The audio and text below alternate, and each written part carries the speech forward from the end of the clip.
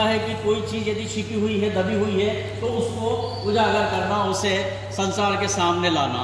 और शोधकर्ता का काम होता है सृजन, नई चीज़ों का सृजन करना। तो कि हमें भगवान के दर्शन हो जाए, तो दोनों ही जो संत थे वे एक वृक्ष के नीचे बैठ गए और उन्होंने तपस्या आरंभ कर दी। अब आदरणीय सोनी साहब उसको शोध के रूप में आपके सामने अपनी बात कहेंगे, और चंद्र साहब जो है वो दोनों की बातों का विश्लेषण करेंगे।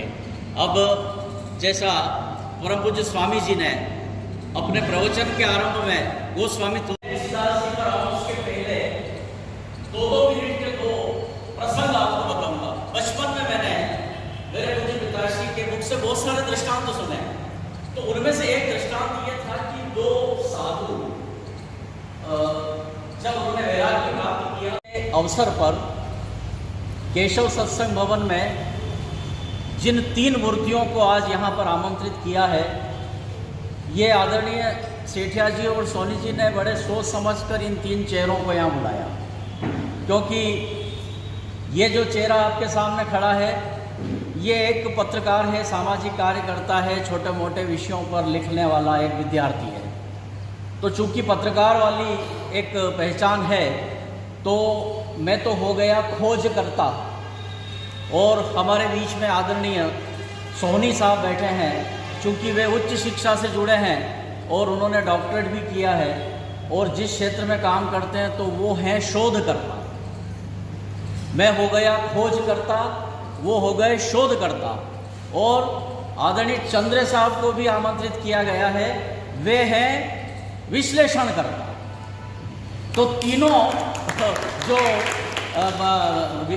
चेहरों को यहाँ आमंत्रित किया गया है, एक मैं विद्यार्थी हूँ और 2 ये महान विभूतियाँ हैं। तो पत्रकार का काम तो खोज करना होता है।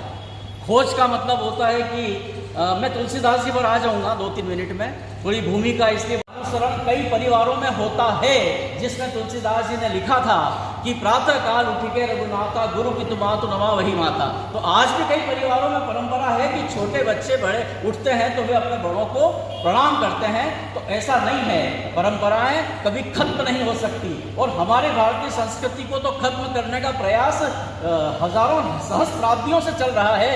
लेकिन एक कहते हैं ना कि कुछ तो हस्ती है हमारी जो कभी मिटती नहीं और मिट सकती भी नहीं, कितने ही प्रहार कर लिए जाए। अब गोस्वामी तुलसीदास जी के कारण क्यों हमारी संस्कृति आज भी जीवित है, उसकी वजह यह है कि गोस्वामी जी का जन्म कब हुआ। आदरणीय स्वामी जी ने बताया 1532 ईस्वी, 800 साल का मुगल काल हमारे देश में था। उस समय गोस्वामी तुलसीदास जी का प्रादुर्भाव हुआ और उन्होंने रामचरितमानस जैसी रचना करके, और उस मुगल कालीन समय में जबकि हमारी संस्कृति, हमारी सनातन परंपराओं, हमारी आस्थाओं को नष्ट भ्रष्ट करने में कोई कसर नहीं छोड़ी जा रही थी, मंदिर तोड़े जा रहे थे, हिंदुओं की चोटियों को काटा जा रहा था, जनेऊ को छीना जा रहा था, उनकी बहु बेटियों को उनके सामने नंगा किया जा रहा था। उस संक्रमण के दौर में क्या हमारी ये परंपरा जीवित रह सकती थी? क्या हमारा हिंदू धर्म सुरक्षित रह सकता था? क्या हमारी परंपराएं शाश्वत रह सकती थी?